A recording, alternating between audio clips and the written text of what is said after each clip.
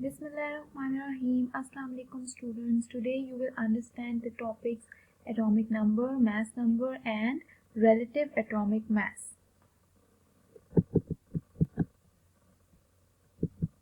In terms को समझने से पहले हम एक दफ़ा एटम का स्ट्रक्चर रिव्यू कर लेते हैं।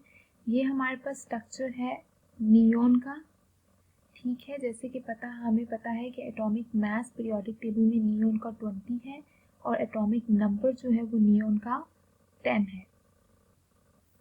फर्स्ट ऑफ ऑल हम टर्म डिस्कस करते हैं atomic number. Atomic number is defined as the number of protons present in the nucleus of an atom. Atomic number आपके पास क्या होता है, जितने भी नंबर ऑफ प्रोटॉन्स आपके पास न्यूक्लियस में प्रेजेंट हो वो आपके पास एटॉमिक नंबर होता है, that is the number of proton. तो इसको आप फॉर्मूले की टाइप में किस तरह लिख सकते हैं, एटॉमिक नंबर के लिए मैं NO लिख रही हूँ is equal to proton number. मतलब एटॉमिक नंबर आपके पास क्या है, the number of proton that is present in the nucleus of an atom, ठीक है। नेक्स्ट आपके पास टर्म है atomic mass. Atomic mass is defined as the sum of the protons and neutrons that are present in the nucleus of an atom. तो mass number आपके पास क्या होता है, number of protons plus number of neutrons। तो atomic mass को हम लोग लिख देते हैं number of protons plus number of neutrons। जैसा कि आप नियॉन के लिए देख सकते हैं, नियॉन के लिए आपका एटॉमिक नंबर क्या हो जाएगा, नंबर ऑफ प्रोटॉन्स कितने उन्होंने आपको दिए हैं 10, तो नियॉन का एटॉमिक नंबर आपके पास 10 होगा। नेक्स्ट एटॉमिक मास देख लें। एटॉमिक मास आपके पास क्या है, number of proton plus number of neutron. तो आइए नियॉन का एटॉमिक मास फाइंड आउट करते हैं।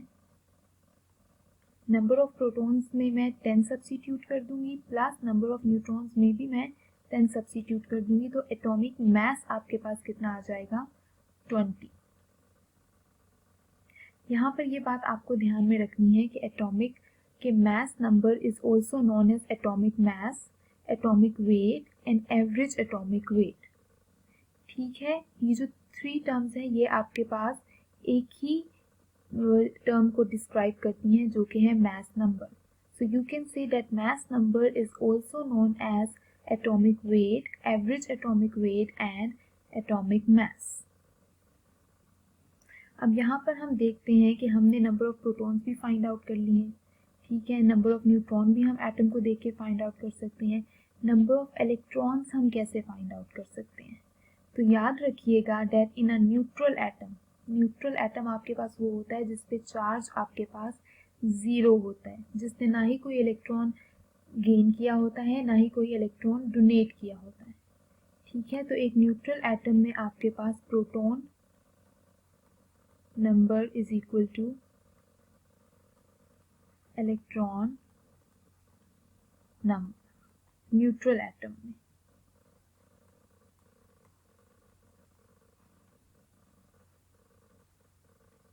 न्यूट्रल एटम में number of proton is equal to number of electron.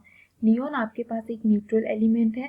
जब यहाँ पर आपके पास प्रोटॉन 10 है न्यूक्लियस में, तो आउटर शेल्स में इलेक्ट्रॉन भी आपके पास टोटल 10 ही होंगे। Now we will gonna discuss how we will gonna find out the number of neutrons in an atom. The number of neutrons. Number of neutrons find out करने का formula है atomic mass minus atomic number.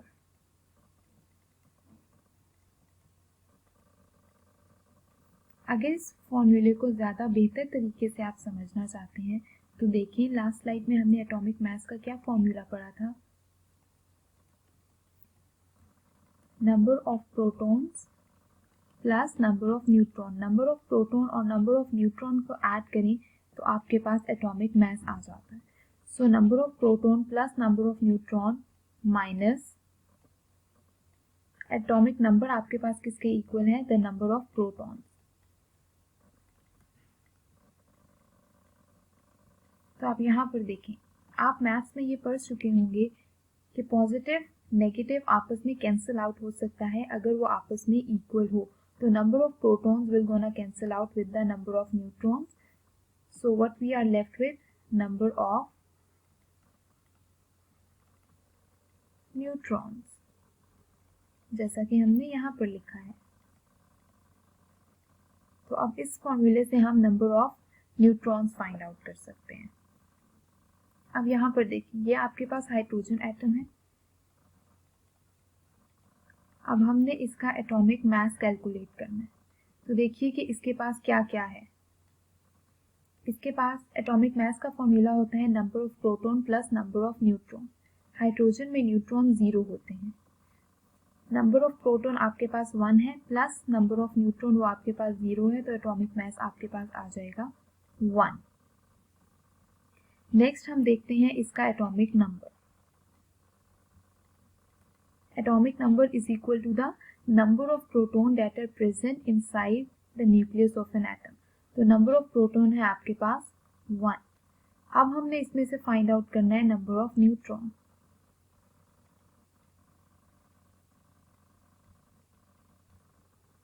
Number of neutron find out करने का क्या formula है? The atomic mass minus atomic number। Atomic mass आपके पास 1 है, atomic number आपके पास 1 है, 1 minus 1 is equal to 0। Next we will gonna take the example of helium। Helium का atomic mass क्या होगा? Number of proton plus number of neutron।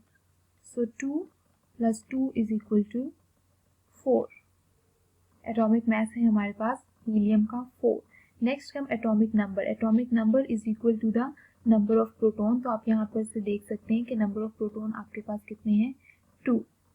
So atomic number for the helium is 2। Next come number of neutron. Number of neutron find out करने के लिए हमें minus करना होगा atomic mass of helium with the atomic number of the helium. तो atomic mass क्या है helium का? अभी हमने कैलकुलेट किया 4 minus atomic number of the helium that is 2। 4 minus 2 is equal to 2। तो आप देख सकते हैं कि 2 न्यूट्रॉन्स आपके पास प्रेजेंट है हीलियम में। The last example is for carbon.